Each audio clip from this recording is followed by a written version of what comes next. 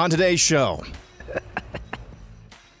we're going to be tackling one very important question.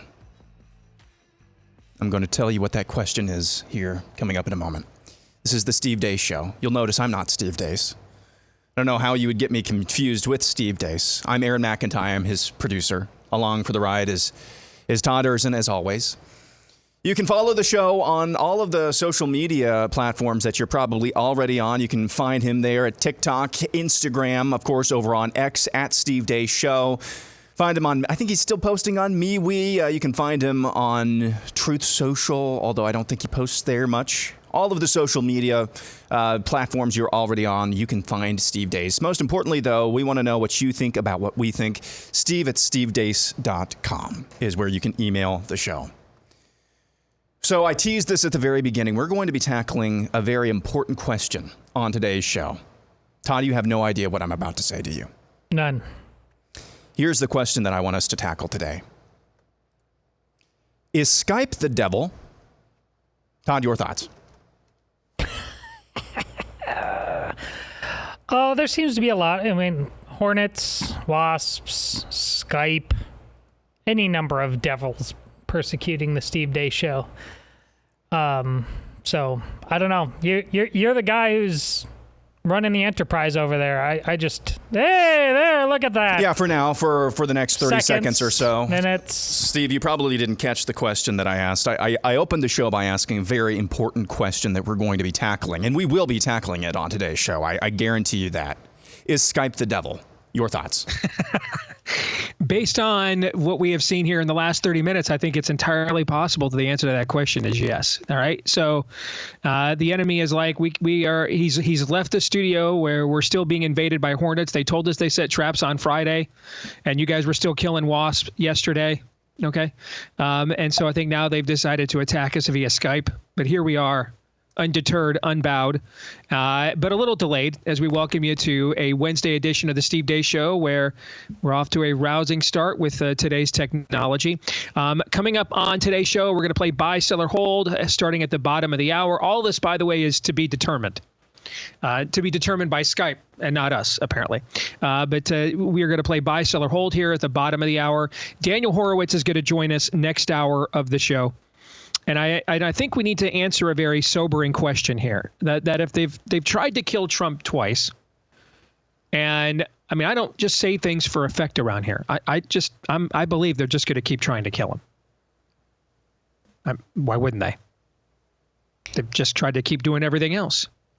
So as macabre and ghastly as it is to discuss, but we're in an era, guys, where Scott Rasmussen, not to be confused with his former polling firm, he has his own outfit now. He came out with a poll today. That's in the montage.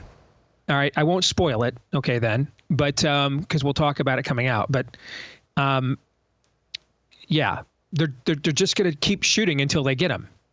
At least that's what I think.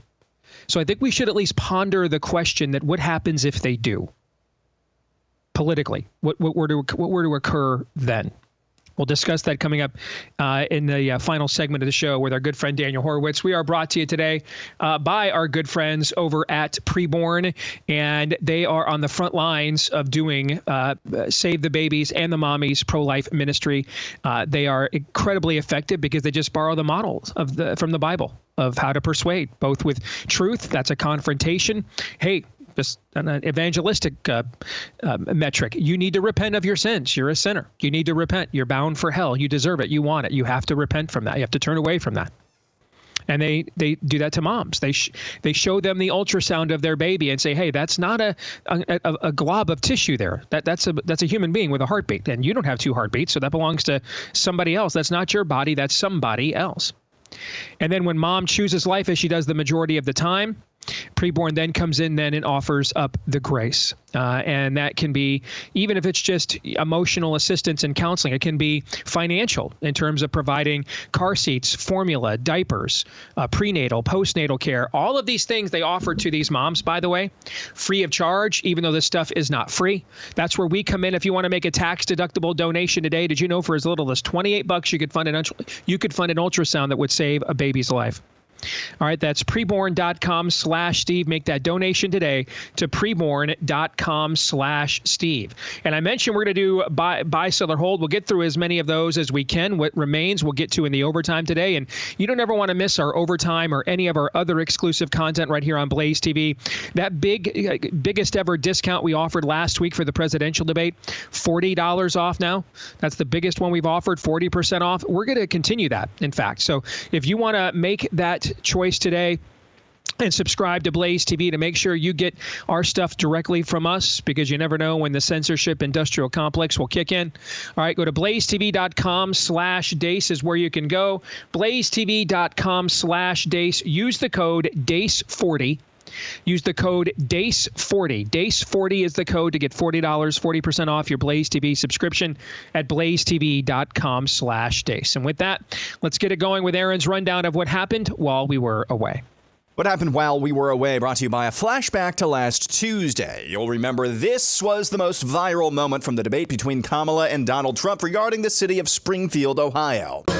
They're eating the dogs, the people that came in. They're eating the cats. They're eating the pets of the people that live there. It was quickly followed up by one of numerous one-sided fact checks from ABC moderator David Muir. And ABC News did reach out to the city manager there. He told us there have been no credible reports of specific claims of pets being harmed, injured, or abused by individuals within the immigrant community. Well, not so fast. At a Springfield City Commission meeting just recently in March, one citizen showed up and told the Springfield city manager to his face, laws and culture is 180 degrees different of what they're used to.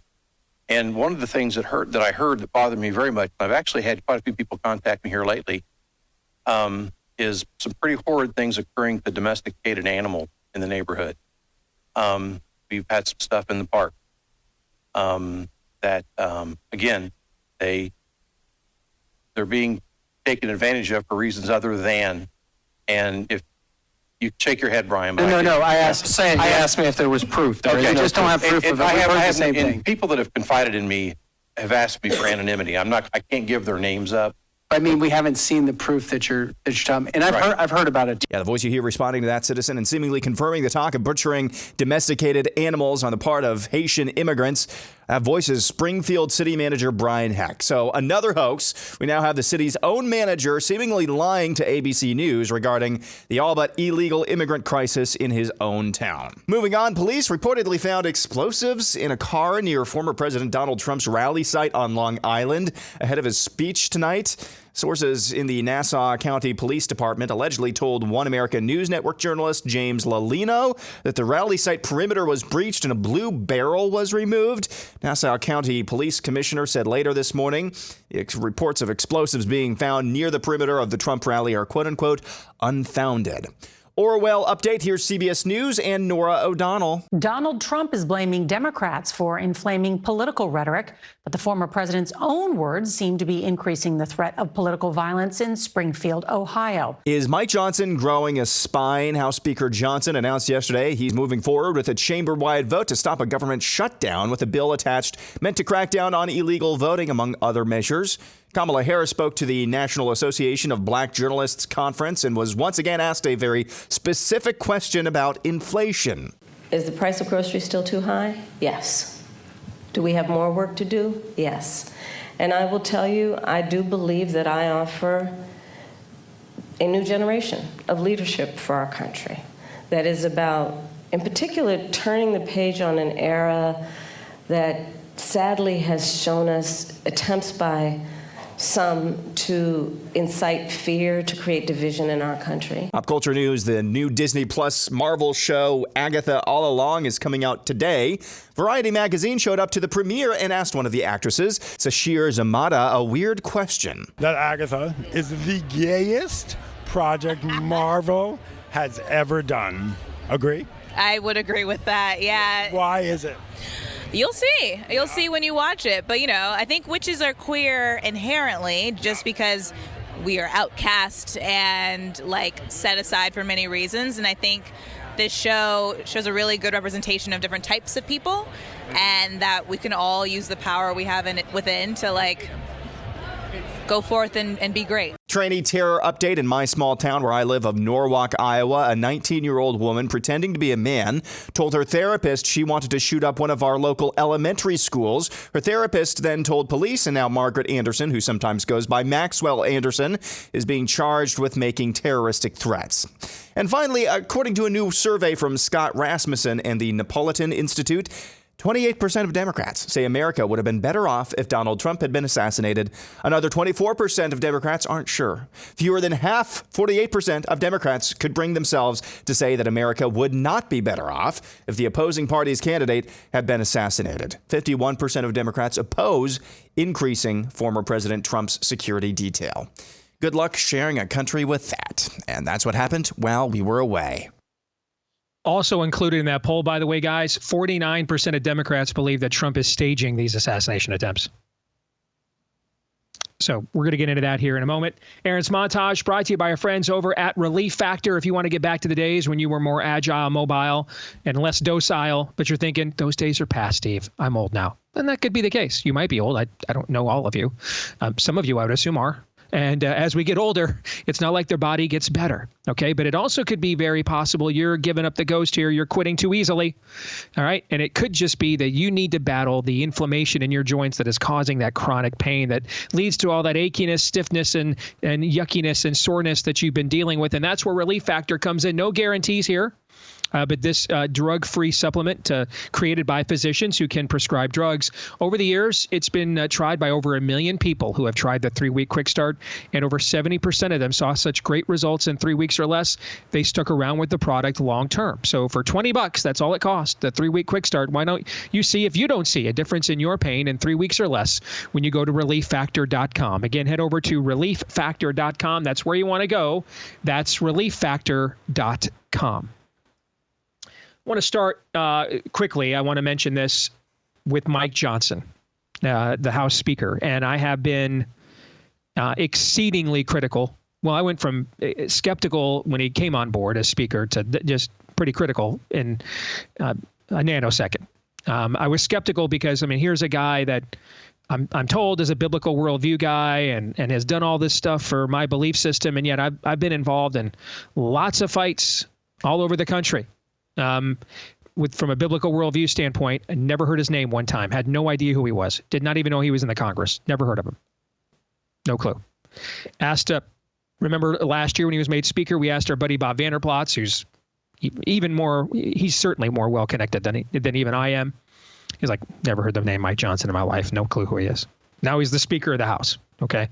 So not always, but pretty often, the guy you've never heard of, the gal you've never heard of, doesn't just, every now and then it's a shepherd boy from the house of Jesse, okay, in the Valley of Elah. Every now and then that happens, all right? But those are forces beyond this mortal coil, okay?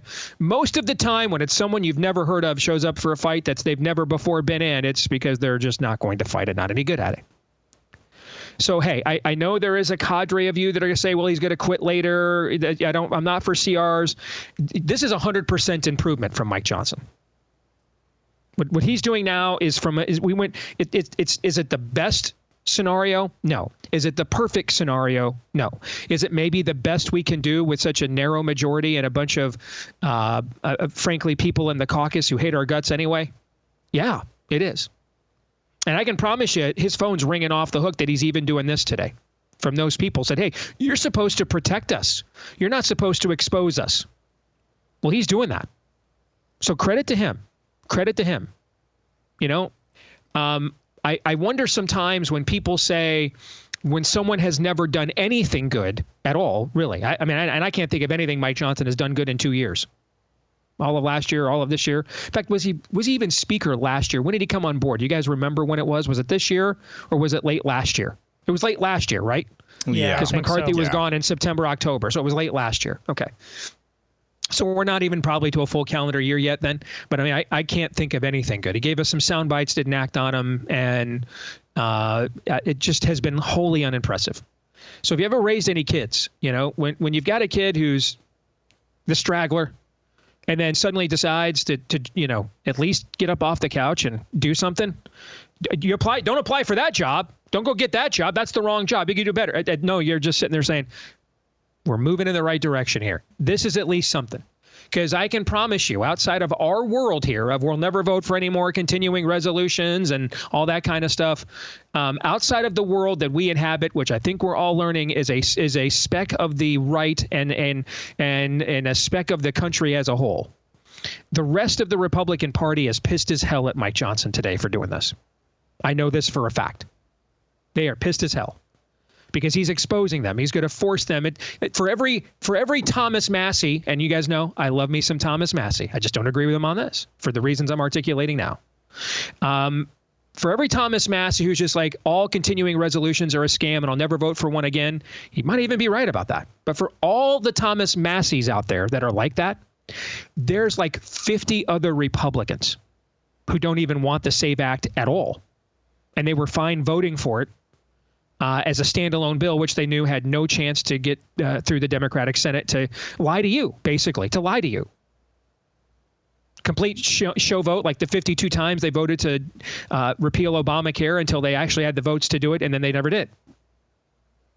That's what this party in Washington wants. Show votes to lie to its base, and the Republican Party is an incumbent protection racket. I can promise you, for every Thomas Massey, and there's a lot of crossover between Thomas Massey followers and this audience, but for every Thomas Massey who's like, this is a show vote, I promise you there's over 50 other Republicans pissed as hell at Mike Johnson today because it is a show vote. Like, show me if you really, really want to stop illegals from voting in our elections. And a bunch of Republicans don't. They don't. They just want to tell you that they do. And they want to pass and vote for bills that have no shot of becoming law or doing anything in order to demonstrate that. Well, by linking it up here with a continuing resolution to keep the government open, because that's these kind of Republicans' number one issue. Keep the government open at all costs. Keep funding all of the evil that is currently doing us in at all costs. By doing this, Johnson is exposing them, and I'll give him credit for that. I don't think there's any shot this thing passes today. But that'll be a constructive lesson. Take notes. There'll be a few people. Like I said, there'll be a few Thomas Massey good guys who won't vote for it because they're never voting for any more CRs. But you're going to see a bunch of other Republican, maybe names you don't even know, they're going to vote against this today. Not for the same reasons that a Thomas Massey won't, but because they don't want it. And he's forcing their hand to show that. That is constructive. And I will give Mike Johnson credit for that. All right, let's move on. More of that, please. Now, I hope a year, if we get to hold the majority, let's hope like a year from now, we're still not holding these kinds of show votes. We're maybe fighting a little harder, but we weren't fighting at all. I mean, we were doing nothing. I mean, the Republican majority, in air quotes, wasn't even a speed bump. We've at least erected something in the parking lot to slow speeding traffic down at least a little bit. This is progress. So let's keep moving the ball down the field. All right, this isn't a finished product, but this is a big step for Mike Johnson. He is alienating a lot of the kinds of Republicans who have been his fig leaf. So good on him. Keep it up. All right. This Scott Rasmussen poll, again, not to be confused with Rasmussen Polling, his old polling firm that he sold almost 10 years ago now. And now he has his own group that he polls through. But this Scott Rasmussen poll, if you are still in the, I know that we'll just wait until we'll just take the L here and everybody will suffer a lot and then we'll finally get that perfect candidate that we could never get before. If that's you, or your normie neighbor who's like, yeah, I know, man, we can't continue on with this. It's just, he's such a bleep. He's such a bleep. He's just a bleep. Okay. So I guess, I won't ever be able to sell my house that I'm trying to get out from underneath for the next 4 years because I just, I'd be embarrassed to support a guy who posts I hate Taylor Swift on a social media platform almost no one ever sees. Those are a lot of our neighbors too. But if you're in these two camps, man, and you think we've got time for either one of your fantasies, When is time up? Getting pretty close, according to that Scott Rasmussen poll. Getting real close. Just to reiterate, a majority of Democrats are either unsure or in favor of assassinating their primary political opponent. Majority. And almost majority believe he is staging these assassination attempts, which would require him to get the very DOJ and FBI that has been trying to put him in prison for the last several years and prosecute him on multiple fronts. They would have to play along with this. Donald Trump would need, in order to fake these, Donald Trump would need to show a grasp of nuance and subtlety and the ability to draw various coalitions of disagreement together for an active subterfuge that, frankly, he's never demonstrated he's capable of, which is why a lot of you can't freaking stand him. So pick one. Which is it? You can't have both. And here's what we also can't have both of. We cannot have both of where we are a constitutional republic. I don't know, guys. I think I'm okay with assassinating my political opponents. And this is not necessarily even new. Daniel Horowitz and I were texting back and forth about this morning. And he pointed out to me, hey, remember, 41% of Democrats said they were totally fine with taking people's kids away from them if they didn't want to take that toxic genetic serum jab. Weird. Apparently, if you tell your audience for 9 years that someone is a danger to democracy, they end up believing it. Huh. Funny how that works. But we're at the stage of divorce here, where we are now, where one side no longer wants to be married to the other and is now just going to say things to the other party that it wouldn't say if it still did. It would still be mad. It would still be bitter, disappointed, angry, want out maybe, but was at least entertaining the idea that it was a bad idea to get out. And so there's certain lines you don't cross. The left is crossing all of those lines now verbally. Just verbalizing their fever dreams. You see nascent stages of this actionably. Everything we've seen with Trump, which you see going on in the Nashville area, where I'm headed to speak for the Cheatham County Reagan dinner this weekend, where, 11, 12, 13 pro-lifers, they're trying to put them in the federal penitentiary for praying. Try being a dad who tries rescuing his kid from tranny madness. They come after you instead, right? All these stories we've talked about, these are the opening salvos of where this always goes. Because once you begin to verbalize the things to the other party to demonstrate, I don't want to be with you anymore, then what happens is you go lawyer up, which is what they're already doing now, and you try to do those things to that person. You try to ruin them, try to wreck them. And that's where we are now. Yes, he's literally Hitler. He's Orange Hitler, literally Hitler, and a danger to democracy. Guys, I'm so relieved that he made it through. If you believe that, both of those things cannot be true. They can't. Unless every Democrat, every single one of them is bipolar, which, come to think of it, is possible. But unless they're all bipolar, both of those things cannot be true. They're lying about something. They could lie about both of them too, by the way. But they can't be telling the truth about both of those things at the same time. I mean, if you thought somebody was literally Hitler and you found out he blew out his brains in a bunker, would you be disappointed that Hitler's dead? Who would be like, oh, man, thoughts and prayers to the German people. No, you're like wiping the sweat off your brow. Glad that dude's gone. I mean, if you really think it, that's what you're thinking. No one's like, oh, man, I can't believe Stalin spit the bit here. I'm going to have to ask for the day off. You're like cheering. Hey, still some justice in this world. At least Father Time is still undefeated. So both of these things cannot be simultaneously true. They can be simultaneously false. One can be true and the other false, and one false and the other true, but they cannot be simultaneously true. And when you're in a poll, and you don't have to go on the record, you don't have to give your name, and you can say what you really, really think. for a majority of Democrats in this country to say they are fine with their primary political opponent being assassinated, or they're unsure. Tick, tick, tick, tick, tick, tick, tick, tick, tock, tick, tock, tick, tock. That's the clock. The clock is ticking. Time is short.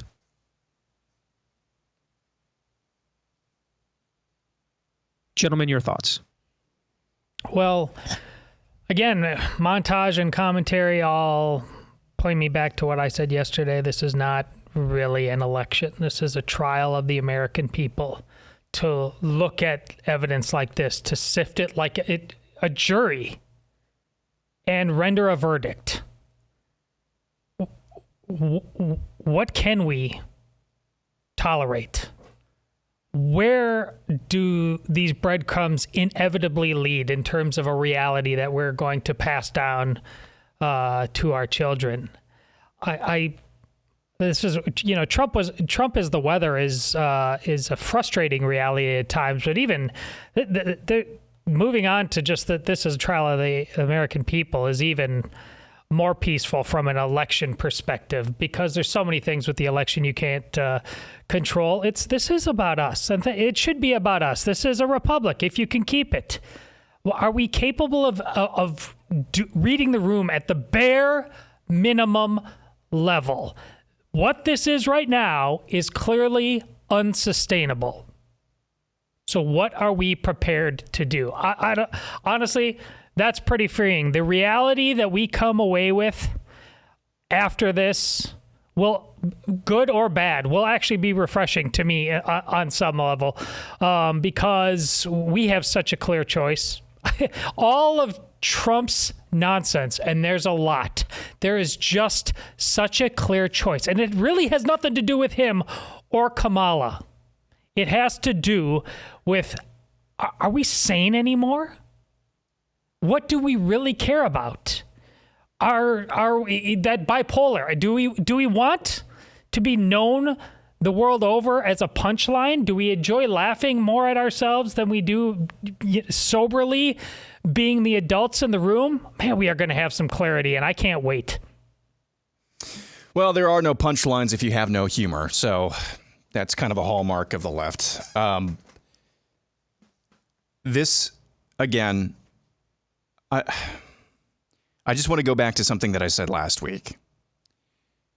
2022 happened.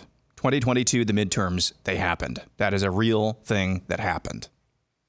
Amidst the backdrop of record inflation, amidst the backdrop of just out-and-out cultural Marxists, out in the open, Dick Levine, out in the open for 2 years, we thought finally the Americans, the normies, will wake up. They'll see that we can't have this. This is just embarrassing. Reactionaryism. It didn't happen. It just never materialized. Just across the board for the most part. 2022 happened. Jesse Kelly said a couple weeks ago, by all indications, Donald Trump has this in the bag. But the American people have failed a few stress tests recently. They failed on COVID. They failed on the summer of love with George Floyd. And I would add, they failed in 2022. Yeah. The writing isn't just on the wall. It's not just on the wall. It's a teabag in your face right now. There is a large element of this country who wants nothing to do with you. Not only do they want nothing to do with you, they don't even want you dead, they want you subjugated. And they're not just writing that on the wall, they're telling that in your face, telling that to you in your face, to your face. Again, what Todd said, it's America on trial. What kind of country are we? Well said, both of you. Buy, sell, or hold is next.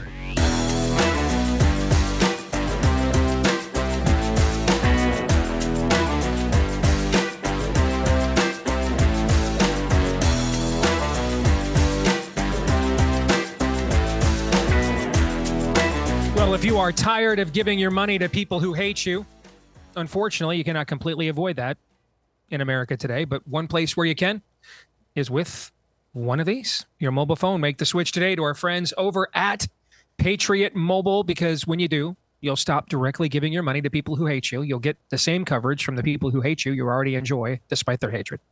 And you'll actually get a customer service team, though, that you can understand. With their U.S.-based customer service team, that means you can actually understand them. So that's a plus. And they make it as customizable for you as absolutely possible. Keep your phone, switch and upgrade your phone, keep your number, switch your number, whatever you wish to do, they'll customize it for you. And you get a free month of service if you make the switch today at patriotmobile.com/Steve. Make the switch today. That's what our family did. We waited. We hesitated. We put it off. Just thought, man, with all of us and everything going on in the house, be a big hassle. And then one day, T-Mobile sent us a text in the summer of 2020 and said, we're going to start censoring text for COVID misinformation. And I called Patriot Mobile that day and said, all right, you got me. Let's do this. We have not regretted it ever since. All right. And no matter where I go around the country to speak at a major event, they're there as a sponsor. Seen it with my own eyes. All right. So make the call today, patriotmobile.com/Steve. Use the offer code Steve for a free month of service today at patriotmobile.com/Steve. And let's get to it. It is time to play buy, sell, or hold. Aaron has submissions from you in the audience. Todd and I have yet to see them. We will react right now, live and in real time. We will either buy it or sell it.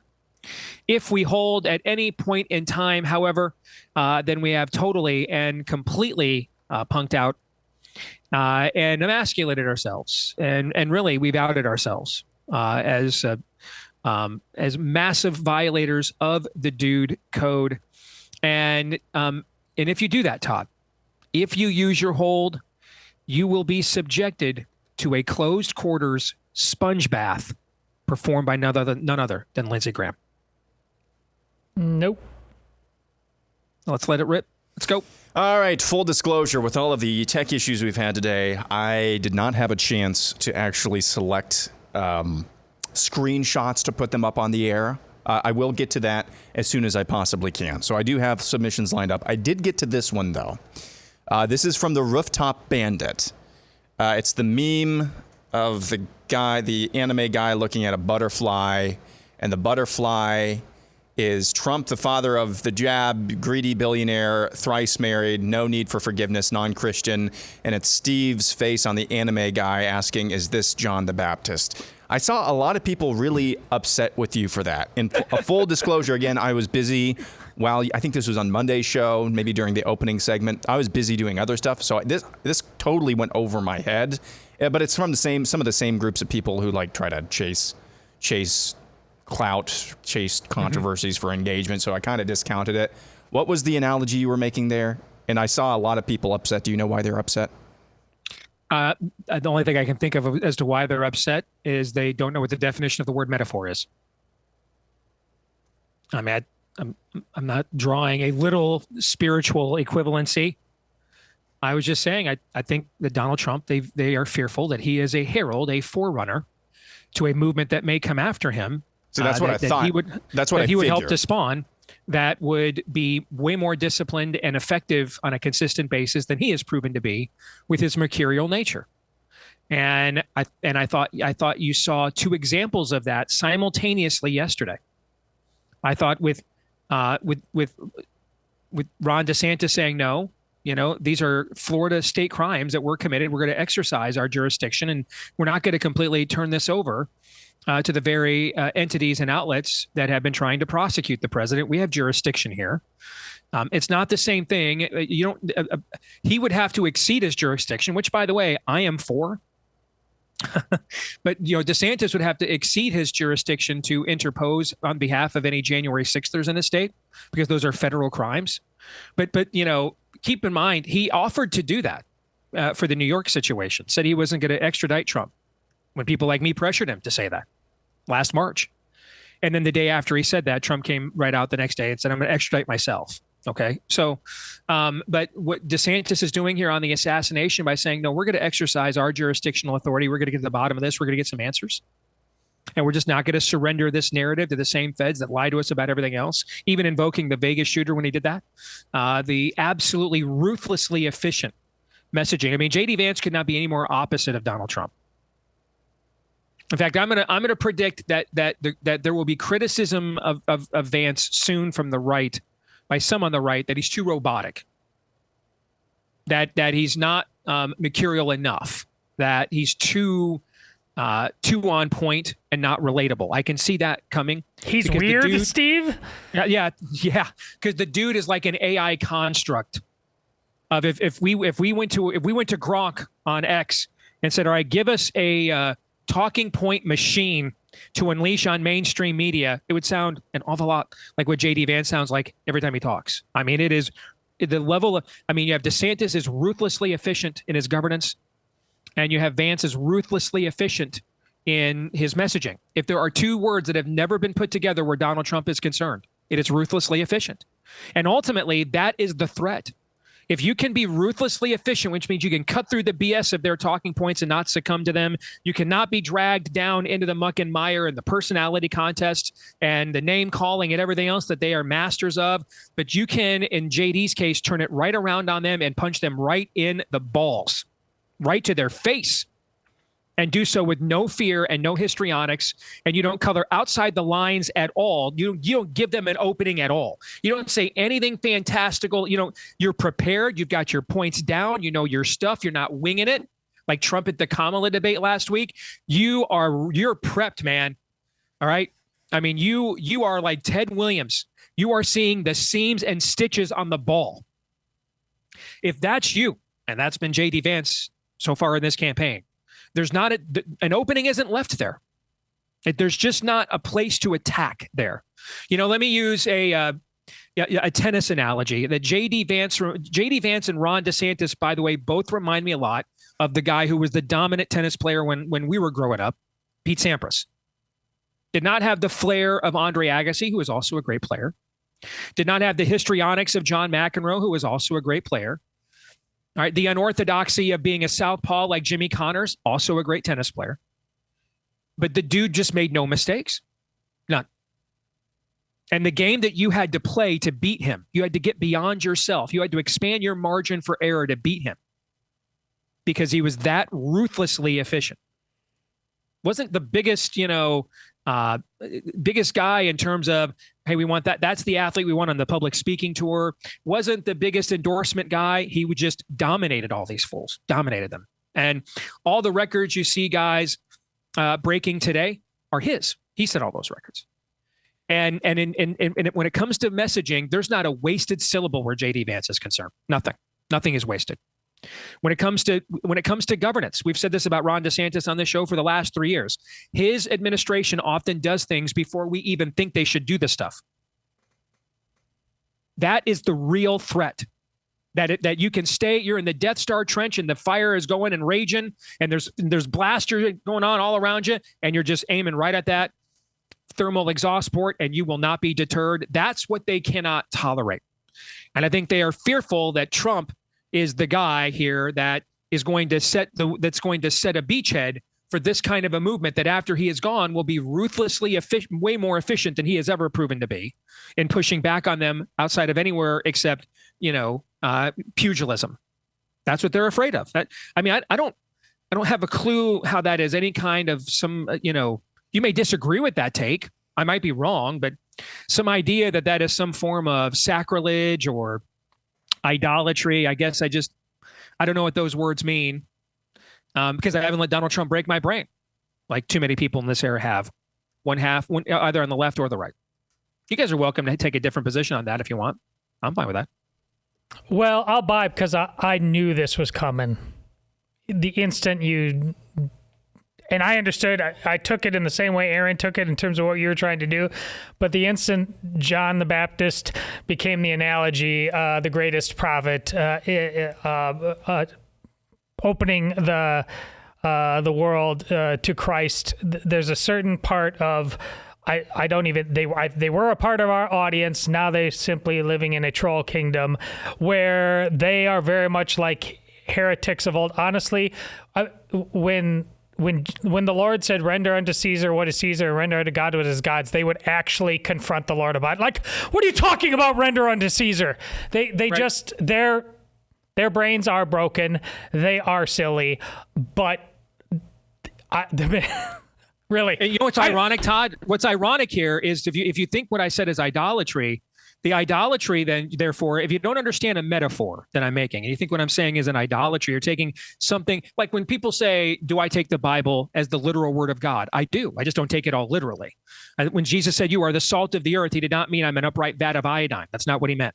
All right. When the Bible says that the Lord owns the cattle on 1,000 hills, it doesn't mean that after when we get to the 1,001 hill, Satan owns that piece of cattle. It's a metaphor. All right. So there's taking things literally and being the literal word of. Okay. So if you're taking me literally and don't understand metaphor, the idolatry, therefore, in my metaphor is, according to you, is actually not in comparing Trump to John the Baptist. The idolatry, therefore, if you don't understand metaphor and you're taking it straight line literal, then the idolatry is that I connected your boy DeSantis to Christ. You have it backwards. Okay. That's actually the idolatry then. All right. So congrats to you. For outing yourself. Yeah, I even saw one person who's actually been a guest, I think, multiple times on this show, come at you and say, it's not who? John. Tell me who it was. I didn't see any of this. It was Justin Hart. I saw Justin Hart say, it's not John the Baptist. I just looked up the clip that was going around. I don't recognize who actually posted it originally, but it was like a 24-second clip, and it never actually included the metaphor that you were trying to make. It was just a completely out of context clip. Mm-hmm. We can't have. It's just pathetic. It really is. Listen, I live in a world regularly pathetic. where a bunch of people say they respect me about everything I've ever done, except I'm also going to hell because I'm Catholic. I mean, this is the same group of people who even last week, you're not voting. I'm not watching the debate, but Donald Trump should have handled the 3-on-1 moderators, and then you turn around and post a completely out of context, really slanderous clip. This is a Gnostic heresy that goes way back to Albert Justinian's. You're getting increasingly desperate. Yes, that in Spain were part of the reason for the Inquisition. These people that they feel honestly they'll tell you that. About the consequences of sin at a level of total depravity that makes Steve look like a wallflower, but somehow they also simultaneously, I am clean over here on the other side. I am untouched by the world. I mean, you talk about contradiction here, Steve. Their entire life is contradiction. So everything in that meme that was said about Trump is true. Here's what's also true. All of his adult children adore him, have stayed away from the sorts of things that we have seen celebrity children destroyed by time and time again. Yet they've all seemingly avoided them. They've had their own issues, divorces here or there, but none of them are involved in major criminal scandals, substance abuse, none of that. All right. Donald Trump signed historic peace accords in the Middle East. That's part of his record. Donald Trump appointed the justices that overturned Roe versus Wade. That's part of his record. You're making the point. It's not really about Trump. It's about everybody else and what they see in him. It's a Rorschach test or an ink blot test. Correct. I mean, and listen, mercy triumphs over judgment. Okay. To look at someone's life and only judge them by the worst possible moments they could have, I just don't think that's the biblical standard, actually. I mean, God loves mercy so much, he died for it. Okay. Now, mercy doesn't cancel the judgment. There is a judgment. And if Donald Trump does not repent and truly own up to his sins to the Lord Jesus Christ, he will suffer that judgment. Okay. But that is not you and I's purview to do. And to just take a few things and isolate those and not look at the entire picture. If you want to look at the entire picture and then say the mistakes Trump made on those other fronts, I cannot support. They just balance out the good he's done. I totally respect that opinion, may or may not disagree. But if you're not going to look at the good somebody did, there are people right now who don't have jobs because Trump is not president. There are people right now who could buy and sell a home who can't now because they couldn't when Trump was president, but they can't now. Yes. Those things are there's war. There are people dying in Israel and the Middle East right now who were not when Trump was president. Those things are just not even debatable and disputable. They're just not. So if that's not good enough for you because of the mistakes he made, and it's funny too, like now you guys seemingly care about medical freedom more than Robert F. Kennedy Jr. does. Now you seemingly care about Trump what Trump did to Ron DeSantis more than Ron DeSantis does. I mean, you guys I got to give you credit. You're amazing. You care more about these things than the actual leaders who bled and died for them did. You're truly amazing, special people. Well done.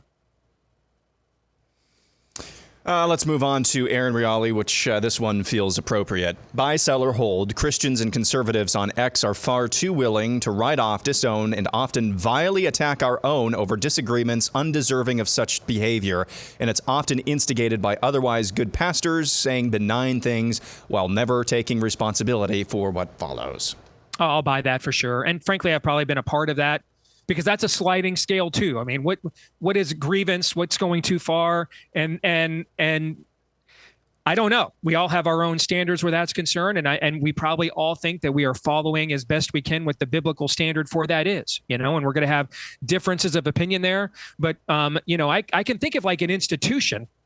I've only got it thought about this, like created like an institution where certain rules of engagement where ethics are concerned, would be like clearly communicated to the members and the brethren. And there would be, clearly like some guidelines and bylaws of what to do and what not to do and what's good and what's bad. But alas, apparently he didn't think of that. Yeah, and this is where sports bro culture, a lot of them where it overlaps with the sports bros are Christians. You can tell their pursuit of this. If you took away whatever their tribe is and you put on their sports team, they would be talking about it the exact same way, and that's a huge problem. All right, let's move on. We'll go to this. This is one heck of a list, if I may say so myself. Jeffrey Preston Bezos' Stan account has the top 10 memory hold stories and events of the last few years. Number 10, the unregulated Chinese-run biolab discovered in Reedley, California by code enforcement officer. Number 9, the Nord Stream pipeline. Number 8, the Afghanistan withdrawal. Number 7, the Epstein client list. Number 6, the Hunter Biden laptop. 5, Trump assassination attempt number 2. 4, J6 prisoners. 3, the Vegas shooting. 2, Trump assassination attempt number 1. And number 1, all things COVID. And whether or not we concern that list is why I think this is a trial of the American people. I agree. I agree. I think this is a spiritual wellness check of the people. I agree. Because it's not even necessarily the differences between these people and Trump, but the differences between these people and us. That's really what Republic voting means. More in a moment.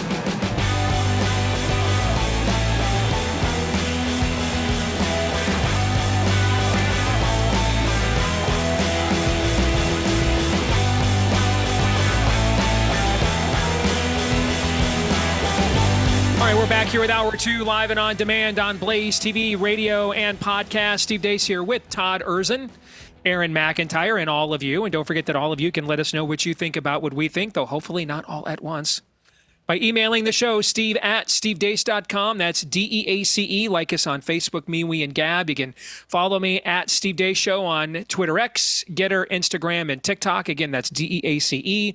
Don't forget, if you're a podcast aficionado, thank you. Please hit the 5-star review on your podcast platform of preference. The more of those we get, apparently it helps the show all the more.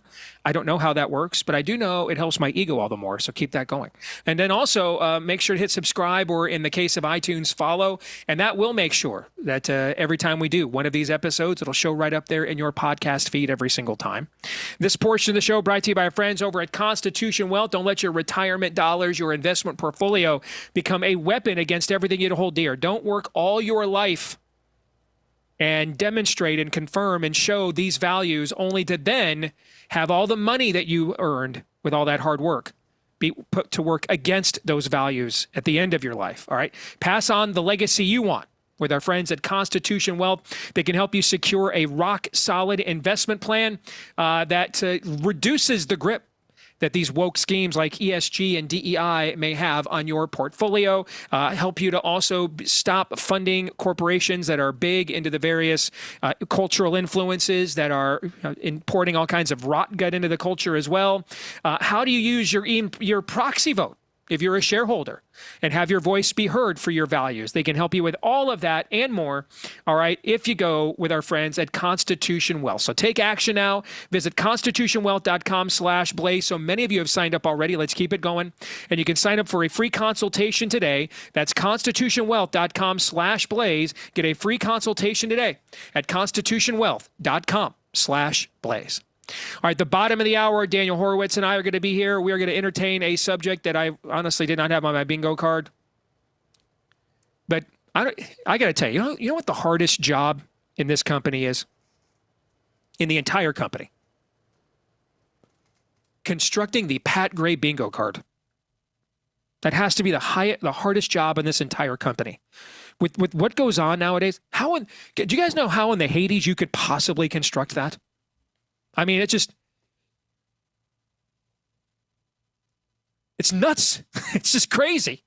Okay? So none of us we're going to have to discuss what happens if they successfully assassinate our candidate next time on the bingo card of talking points to discuss here on the show. But here we are. And maybe we should have thought about it. After all, we did spend a good deal of time of what happens if they throw our candidate in prison. We did discuss that. We were one of the first shows to entertain that, actually. So maybe we're the naive ones. Maybe we should have guessed and put it on the Pat Gray bingo card that if they're going to put him in prison, then why wouldn't they try to kill him? So they've tried it twice. So what were to happen if, sadly, they did? We'll discuss that with Daniel Horowitz coming up at the bottom of the hour. All right, let's get back to some buy, sell, or hold, Aaron. All right, uncontexted 2, or uncontexted, I always mess up his name. Uncontexted Deace 2 Electric Boogaloo says Lindsey Graham plans to get to the bottom of Diddy's freak-offs a whole bunch of times. Oh, buy that. Buy that. That's pretty self-evident, yeah. That is, that's 2 + 2 math right there. Anybody could do that math. Absolutely anybody. And what are the odds that P. Diddy, Puff Daddy, as he was known when we were growing up, what are the odds that he'll be joining Ghislaine Maxwell as going to prison for sex trafficking to apparently nobody? What are the odds of that, do you think? High. Pretty high. Yeah. All I right. think is Sean's real crime acquiring more blackmail material than the 3-letter agencies have? Like you're not allowed to do that, right? Maybe that was also Jeffrey Epstein's crime, come to think of it.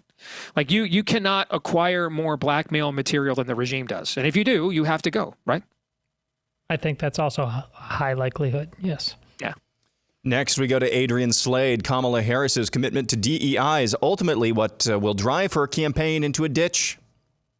Sell. I wish she may end up losing, but driving it into a ditch, that should have happened already for any number of reasons in a sane society. There's no ditch coming. I agree. And I think we need to, again, I want to win. And anybody who's ever led an organization or coached a team will tell you, you don't improve your odds of winning by disrespecting your opponent. You just don't. Okay? I mean, Kirby Smart, let me tell you who the happiest coach in America is right now. In any sport. In any sport. It's Kirby Smart at Georgia. I've got all these 5-star guys, okay? And I've won 2 out of the last 3 natties. And might have even won it last year, except we lost a game to Alabama at the end of the year. We're number 1. We go play Kentucky, who always plays us tough on the road. All right, we end up winning the game. They knock us down from number 1. And now I've got something to yell at guys about. Something to refocus them. See, they don't believe in you. They think you're schmucks.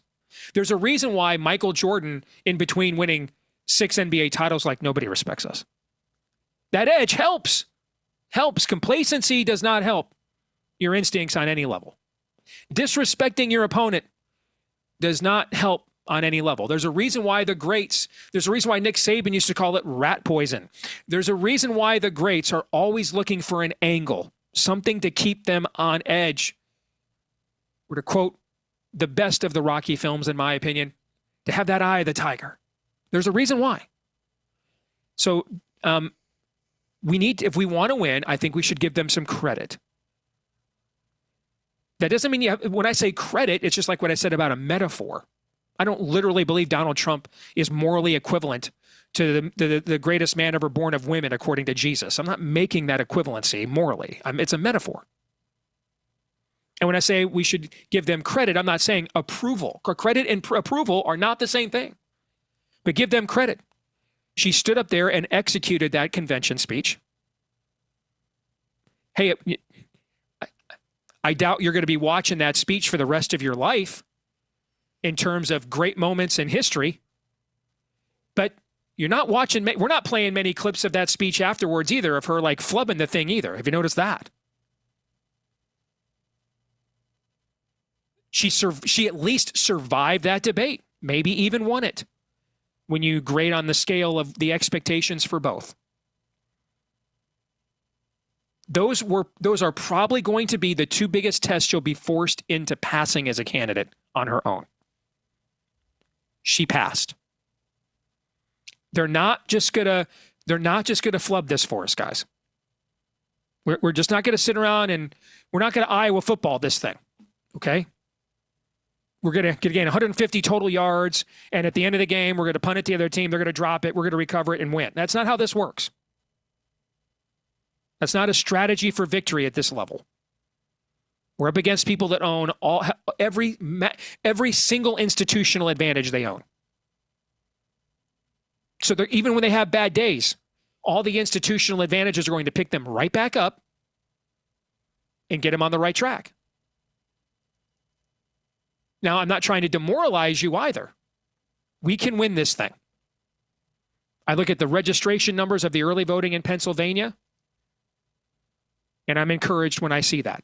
I can promise you, whatever your excuse is for those numbers, Democrats are not happy with the early voting numbers in Pennsylvania. I can promise you that. That is not what they were hoping for. But it's very rare to win by disrespecting your opponent. It rarely, if never, helps you to win by doing so. It doesn't put you in the right mindset. Moving on. All right, switching gears. This is from Federalist 21, Mount Rushmore of NFL defenses. Number 4, Doomsday. What was that defense? Dallas Cowboy Doomsday defense of the 70s. Okay. That's Randy White and those guys, yeah. Bob Lilly, yeah. 3, the 2000 Ravens. Number 2, the 85 Bears. And number 1, the Steel Curtain. I mean, I think that the first 3 are no-brainers.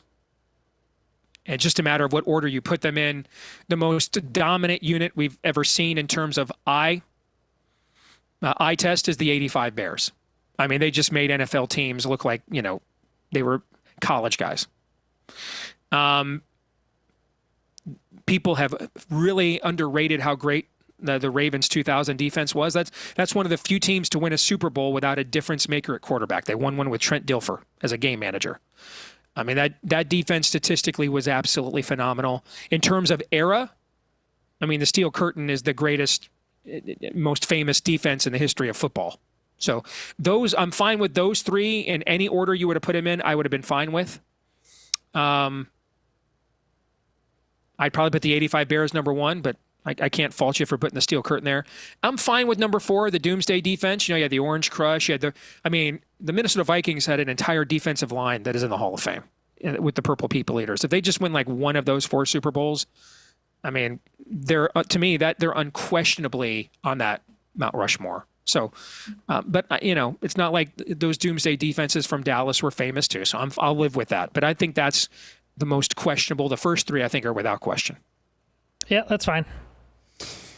Next, we will go to Brian Rose. If by some miracle Trump wins, he'll never be allowed to take the oath of office. Either the unthinkable happens and he's assassinated, or there will be massive riots that'll cause the total state to declare martial law. I'll buy as a value bet. There's just enough there that, there's nothing like... This is a trial of the American people, absolutely. But if they find enough, and the margin Steve talks about, 1%, 2%, the enemy is coming, absolutely. Sports analogies. My world is soccer. When goals are at a premium, there's just not points all over the board. One thing there's the excitement, the euphoria, because a high-scoring game is 3 or 4 goals. If it's a 2-1 matchup, the euphoria of the goal oftentimes temporarily anesthetizes the team that just scored, and the team that just got scored on comes with a vengeance for like 5 minutes, and if you're not ready for it, and that's why I'm buying on this as a value bet. The odds of this are high enough that you need to be concerned. I was almost going to say verbatim what you ended up saying. So I will buy. These are things I don't even want to speak into existence, but I'm about to do a segment about, here at the bottom of the hour, what happens if they actually get him next time. I do think we're in an era now that we have to entertain such things. Okay, we watched, I mean, the amount of gaslighting as we watched the country go up in flames. We had to be locked down while they rioted in the streets. All the gaslighting on masks and everything else. I just don't know how. This is not the time and place to be taking stuff off the menu for consideration. Okay. And I say this as someone that is adamant that we can't allow ourselves to go crazy because they've done the same. But remaining sane is not the same. The sane does not mean stupid, and sane does not mean naive. Okay. And so I think this is an era for putting stuff on the table to consider, not taking it off. All right, moving on. We will go to Veronica Marquez. Come November 1st, if Trump is still leading in the polls, someone on the left will publicly offer up a reward for the successful assassination of President Trump. We're Kathy Griffin. We've done the severed head before. Can you see somebody like that? You bet, like a tongue, even if it's just a tongue-in-cheek kind of thing. I don't really mean it. Okay, just a joke. Yeah. You guys think that that's not an applause line on Jimmy Kimmel Tonight? Is that show even still on, by the way? Okay, because I know he said he was leaving. I just don't know when. But that's not an applause line on Jimmy Kimmel Tonight? Stephen Colbert in between dancing on the vax scene with, men dressed up as hypodermic needles? Doesn't just roll that out. Ha, ha, ha, ha, we're just kidding, guys. Ha, ha, ha, ha, ha, ha. Yeah, of course I could see that happening. You bet. Bye. That's probably, sadly, that's not nearly as radical as that lovely lady probably thinks that it is. I'll buy. Okay. Why would this be extreme when the poll on the show today says more than half of Democrats think he should have been assassinated, or they're not sure whether that's a good idea or not? Of course, that's going to happen. By the way, when I scheduled that topic with Daniel yesterday, we had no idea Scott Rasmussen was going to come out with that poll. No idea. I said this to Daniel, hey, we probably are as equipped as anybody to have a sober conversation about what happens if they actually get him. What's the process look like? He's like, I agree. We had no idea that we had that conversation right after the show yesterday. We had no idea this morning Scott Rasmussen was going to roll that poll out. No idea. So the timing is serendipitous, man. Okay, moving on. You ready for this, Steve? You bet. Pat Oney. Buy, sell, hold on these Michigan football election analogies. Number one, Michigan football is like the Democrats in the 2020 election. They cheated. Everyone outside the fans knows they cheated, yet won a national championship/election, and they immediately returned to sucking after doing so. Well, we don't know that they sucked. They're ranked in the top 25. They went out there and beat all the best teams on their schedule after everybody supposedly changed their signs and the guy that knew all this was gone. So the first one, we don't even know the answer to the first one yet. We don't. So I don't know how you could possibly buy that. I mean, they're ranked in the top 25 right now. They don't suck, so sell. Well, I'll buy. They're certainly a different team. Now, one thing I will not say, Michigan should definitely not a different team when you lose 19 guys. To well, the yeah, National that's why Football I'm League saying draft. they're a different team, and there's gray. And I'm not one, and I never said based on the evidence before us that whatever version is out there right now of what they did is worthy of them being stripped of a national championship. They beat great teams. I think they were a great team. That's why this is so sad, because they definitely did cheat. That's undeniable. Now, who the they is still a gray area and all that, but we don't know enough of it that says they did not deserve that national championship. But because they did win the national championship and now things are different, they're a different team. There's enough there that I will buy. Next, the NCAA is like an inept GOP Congress conducting investigations into Michigan. I don't know how they could say they were inept. They got Jim Harbaugh suspended for half a season without a letter of inquiry, without a hearing, nothing. That's never happened before in the history of the NCAA. Never. There's never been preemptive leaks of NCAA allegations or reports to the media. Never happened ever before until now. No, I don't agree with that at all. That one's just not. There's even less basis for number 2 than there is for number 1. They got the guy without a trial, without a defense, without a hearing. I mean, I don't even know how you could possibly come to that conclusion. I really don't. Todd? Well, I'll buy again. There's enough there in that they could. Where this goes from here, because the pot is still boiling. This could end up it is very unclear who's going to look worse at the end of this, the NCAA or Michigan football, because this is being strung out. If you keep going after this, there better be some there.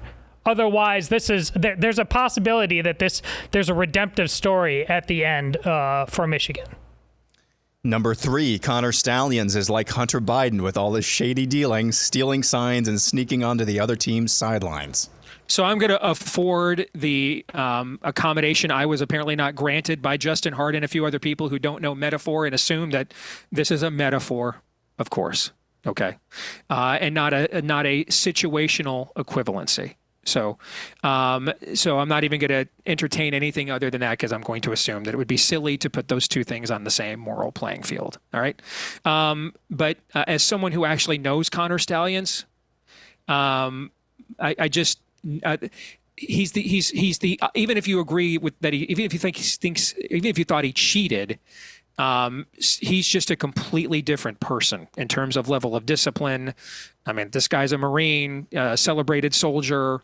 The intent here, even if you think he cheated, was to level the playing field while other people were paying guys and recruits under the table. And Michigan wouldn't do that. And other schools weren't getting punished for that. We had numerous recruits offered all kinds of huge amounts of money, even say so on the record. Nothing was ever done. I mean, to me, that's not the same as attempting to grift off of someone else's name.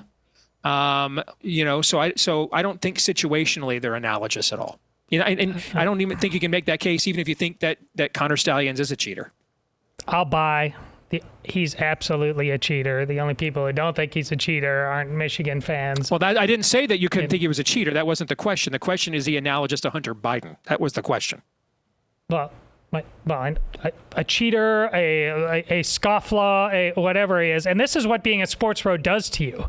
It takes all, it's even worse because he's a Marine. It makes you so stupid, and you don't apply the rules you have for apparently every other part of your life for, hey, go team. Of course, it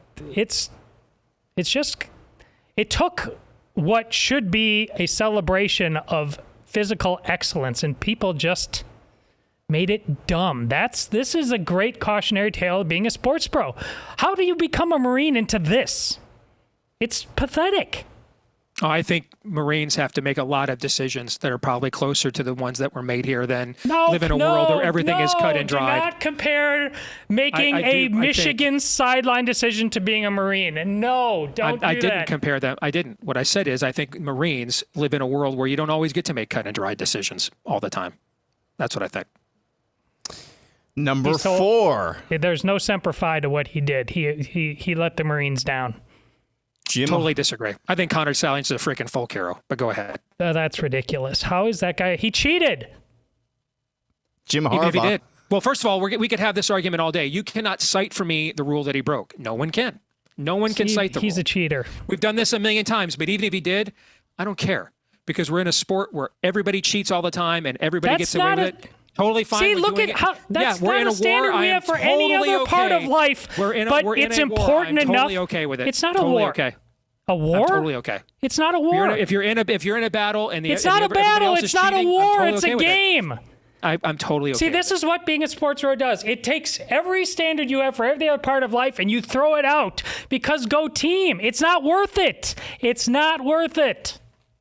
Well, apparently we couldn't have won the national championship without doing it, so I guess it is worth it. I didn't make that claim. It's got to be one way or the other. You can't claim we won the championship without it and then say it wasn't worth it, so which one was it?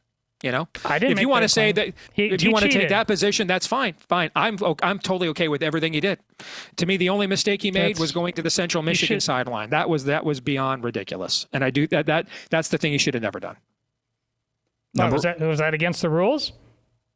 No. See, no, not at all. It opened up a different level. There's a level. Opened up a different level of scrutiny that was not necessary. It's about character. And there's not a written rule for everything about it. And everybody knew this 2 seconds ago.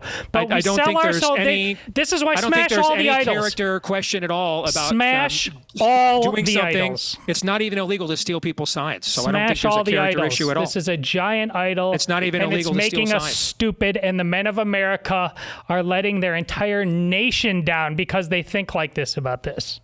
I'm not going to lecture a guy who's a Marine on letting the nation down, but you're welcome to do that. Why? What default do they get? Look what he did. Because he is a Marine, and I'm sitting in a basement That doesn't mean he with a gets dad to do bod. what it. Marines have gone off and Because I'm committed afraid of crimes wasps. afterwards. No. That's why. God, we got to stop this. Number No, 4. we don't. I'm good with this. I'm enjoying it, actually. Me We can keep too. it going the whole show. I'm liking it. Jim Harbaugh is like Joe Biden, conveniently stepping down as the Michigan head coach to run to the NFL/basement/nursing home ahead of the election or NCAA investigation. You'd have to sell. He's already been punished. Joe Biden's faced nothing. Jim Harbaugh's already he's already received a 4-year show cause order. He didn't run away from anything. Nothing. He got a 4-year show cause order. That's like SMU level death penalty stuff. He didn't run ran away from anything. He's already received the punishment for it. He knew all his folksy get better, not be bitter things were only going to take him so far. He had to have a lawyer come out and cover for him and say he did not knowingly mislead. I mean, he knew that he had to get the hell out of here. So now he could just sit there, behind the podium as a Charger coach. I think Jim Harbaugh would have left for the NFL regardless. Anyway, flirted with the job with the NFL for the last few years. He'd taken Michigan as far as it could go. They've presented no evidence whatsoever. The show cause was actually for the burger stuff, not even for this. They didn't bring it. They're still to this day. I mean, the Big Ten's report last year when it suspended him. Why does he have to have lawyers cover for him for knowing I did not knowingly mislead? That happened. You don't think people should have legal representation? We're against that now? But again, we're about lying and cheating, and this is what it's about. He's up to his eyeballs in it. The NCAA can bring lawyers, but you shouldn't. You shouldn't have any legal representation? I didn't say he shouldn't have legal. Okay. Why is the lawyer saying he did not knowingly mislead? Well, what would you want him to say? I don't understand this complaint. The complaint is because of... He just got in there. He was behind the Chargers podium saying, I don't lie and I don't cheat. Right. It's clear he lied and he cheated. Okay, how is it clear? What evidence has been presented that it's clear? The Big Ten did a report last year and said in the report they had no evidence that Harbaugh knew about any of this. It's right there in the Big Ten report. And then they turned around and suspended him anyway. Those are simple facts. I mean, I didn't write the report. Tony Petitti did. He's the one that wrote he had no evidence that Harbaugh knew, and then suspended him anyway. That's a fact. That's indisputable. It's right there in the report. Final point. Sharon Moore is like Kamala Harris. He became the head coach/nominee by being born on third base, not winning a single primary election. This one, I think, is probably the most unfair analogy. He actually won some big games last year. Yeah, but I think he did win some big games last year, but of all of them, this is, I think, the most applicable because we don't know. Okay. The guy's never been a head coach before, never had to stand on his own 2 feet before. And yes, he coached some big games and won some big games last year, but Jim was there all week long preparing the team. That doesn't take away the actual experience of leading a team on game day in those pressure situations. But of all of the analogies here that I think are all flawed, I think this one is the most basis of possibly turning out to be true. So I'll buy. I'm just not going to give him the benefit of the doubt after he cried on the sidelines for how hard Michigan life had been last year. That was pretty ridiculous. Oh, that's the best moment I think he's had as a coach. Loved it. Crying. It was, man. Freaking loved it. Absolutely loved it. Tears of joy after beating the crap out of your opponent on national TV and running it down their throats 32 times in a row and saying, we won't even try to throw, you still can't beat us. You're damn right. I'd be crying tears of joy after something like that as well. Absolutely just emasculating my opponent on national TV after that. Hell yeah. I got some tears for that. You bet. Loving it. You know, sports pro is a hell of a drug, man. Hell of a drug. It is, especially when you're winning natties. You bet. It's a hell of a drug. No, we're going to see how long that drug lasts. It's going to last pretty long. I'm on it, so I'll be the one to tell you how long it lasts. Oh, yeah, you're on it. I'm the expert, so I'll tell you how long it'll last. It's going to last pretty damn long. I'm going to be honest with you. Pretty damn long. Pat Oni, you magnificent word that starts with B and ends with tard. That might be one of my favorite submissions that we have ever taken on this program during this segment. But we must move on. Kurt says if Trump was really behind in the polls, they wouldn't be trying to assassinate him. That's a take that I've seen multiple times. What's your take? Sell. I think there's some justification for that take for sure. Okay. At the very least, they're not comfortable with their current margin of error. Yeah. I think we could say that at least. And so Yes. on those grounds, I'll buy. Yeah. I agree with Steve's analysis there. I'm just selling because it's not, there's just way too much uncertainty in there. Yeah. Kitten Stock Supplier says the pager memes are giving the cat memes a run for their money. I got to be honest, they are. Okay. They're good. I mean, that one with the 72 virgins on your pager and you look down, that one in particular gets me every single time. Okay. Every single time. I mean, it's a little early, I'll sell. It's a little early, okay? Because the cat memes were, I mean, it's enough. If you get me involved in your meme culture, it's a good meme. If I'm like, okay, I got to take part in this. This is so good. And, I must have shared like 5 or 6 cat memes, maybe a couple of the pager memes. So I think it's a little premature for this take yet, but my hope is that the Israelis keep doing this to these jihadists so that we keep priming that pump and keep putting them out. I'm all for it.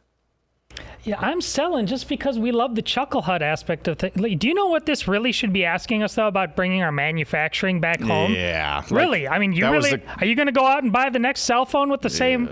Guys, think. Yeah. But we don't want to because, sports bro and stuff. So.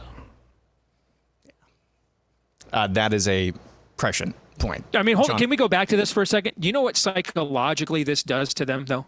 They're going to have to start using carrier pigeons. Yeah, that's right. To never know the stuff that you use and the devices you use to get around being monitored, what that does to you, your enemy psychologically, what you're saying to them, there is nothing, nowhere you can go, nowhere you cannot retreat, that we will not find you. That is devastating psychological warfare, even more than it's humorous watching them blow these guys' balls off. All right, we'll come back. Daniel Horowitz is going to join us here next. Stay tuned.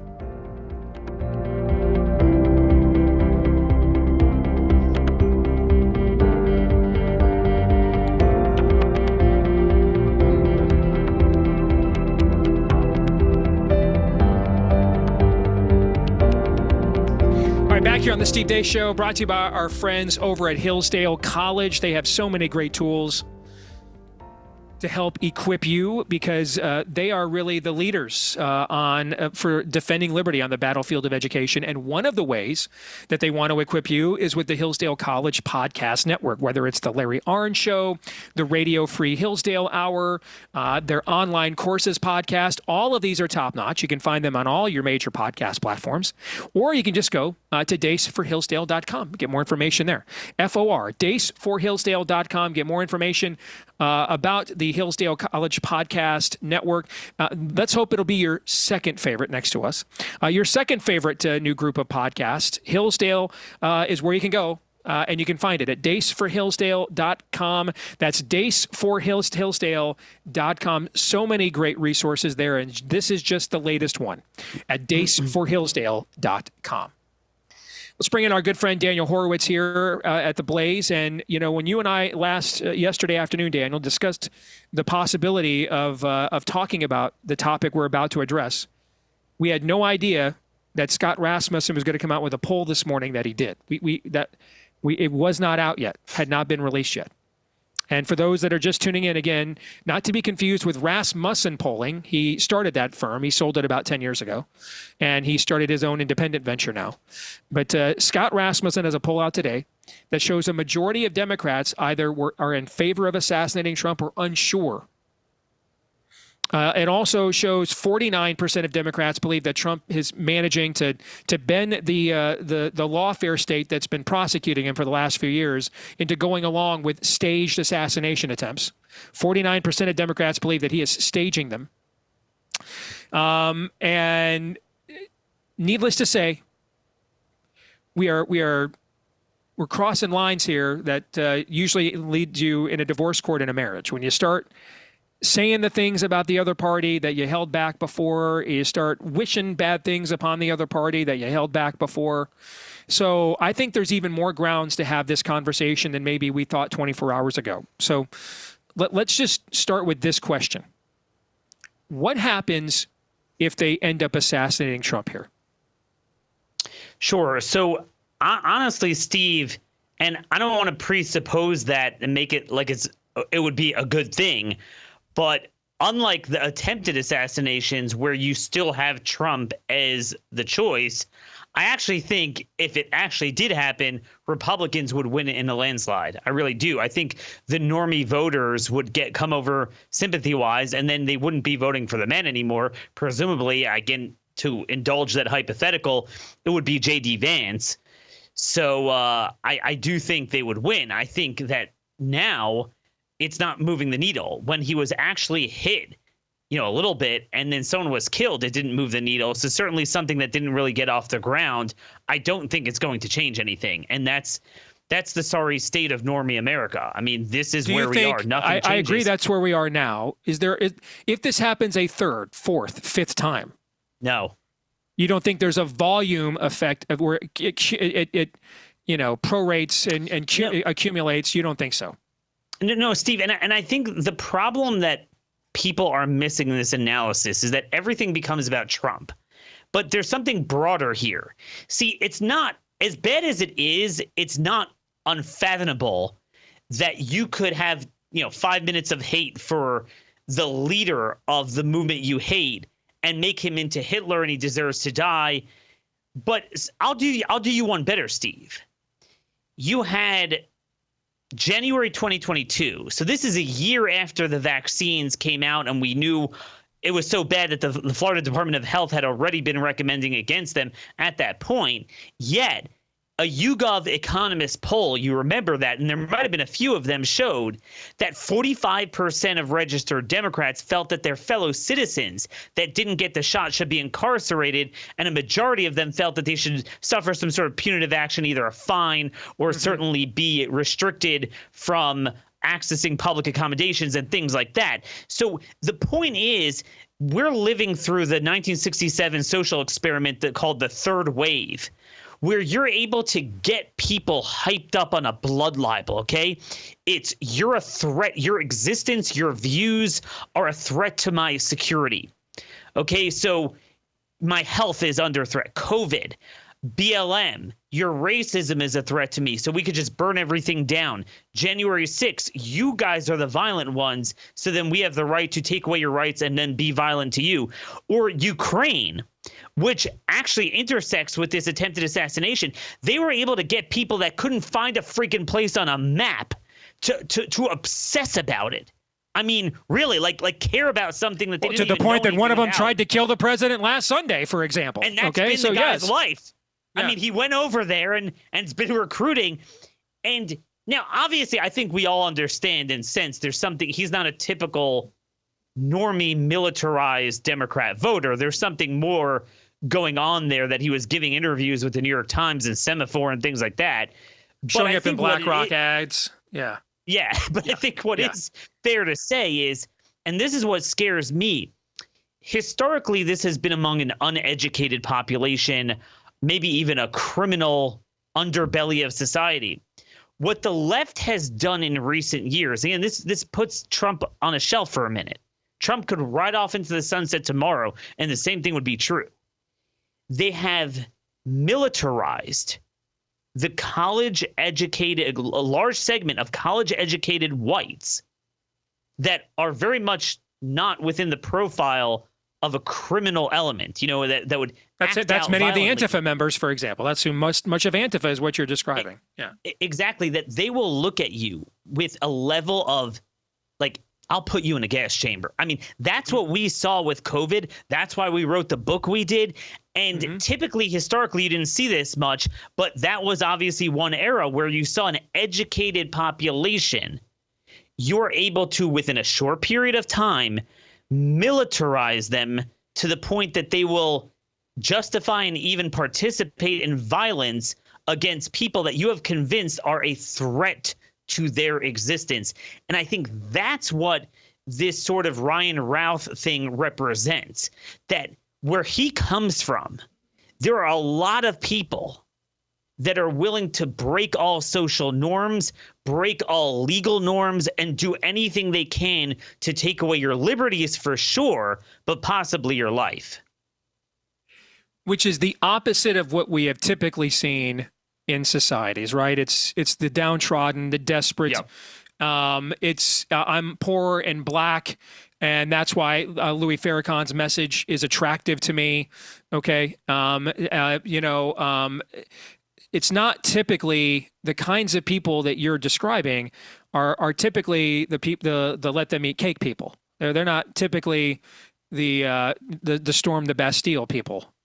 But that's been flipped on its ear, is what you're saying. In other words, when you talk about a potential third, fourth, fifth attempt, I will predict right now, I doubt you will see it emanate from like a Bloods or Crips sort of Farrakhan follower, Black Panther guy, inner city gangbanger. No, it will be someone like a Ryan Routh. That guy's not watched. That guy's never seen an episode of Joy Reid one time. Never seen that stuff. That guy's never seen, Mika and Joe in the morning. Never watched any of that stuff. Couldn't name a CNN anchor. All right. It is largely, regardless of the melanin level of the people on the camera, in front of the camera, the people watching this are largely semi-affluent, college-educated whites. Yes. They're the ones watching all of this. Yes. And that's what destroys the civilization. You can't go on like that. I mean, I have seen this countless times. I know you've seen this. We talked about this a lot during COVID. And this was really a problem back then, where we would see, you'd go into a store. My wife would be in a store with our 2-year-old daughter, smiling, looks like Goldilocks there. And typically people would come along and, smile at the baby or whatever, and viciously get in her private space and say, you better put on a mask, even in places where, it wasn't required. I saw stories of a rape victim I had told to me who wasn't wearing a mask. And when, someone confronted her, she actually said her story, and the person was like, F you. Mm-hmm. And these people are legion. I mean, they're everywhere. They're everywhere. They're everywhere. I just had this on a plane. I was having a private conversation with someone. I was saying, hey, I'm worried about the apathy on our side. I met the guy who seems to be a conservative, and my voice doesn't project. We were speaking very quietly. A guy across and it's on a plane, aisle, which is not easy to hear crosstalk on a plane anyway. But yeah. So it was crosstalk, and all of a sudden I heard, except for on January 6th. I was like, what the? I didn't even know where it came from. And it's like, that's the type of thing you and I, as emphatically as we believe our views, we just wouldn't do that. Yeah. But this is, and again, it was a white male, looked like he probably had a good job. And this is the sort of problem we have now, that we have this militarized society. Now, not that I want our side to be assassinating their people and being violent and just violating even social norms, much less taking away rights. But I will say, this is the asymmetry between the sides. This is a side that constantly speaks to the theology, the morality, the truths to their untruths, to their immorality. Our side is just busy with nonsense like, oh, a Bruce could be a Caitlyn, but out of the pool, fairness in female sports is like the extent of the issue there. We'll find some sort of oblique way to argue a black and white truth. And I think therein lies the asymmetry between the sides. And it's why the clock is ticking. And we got to at least shore up our own areas so we could at least evacuate to them. Because the punchline of all this is you cannot share a country with this.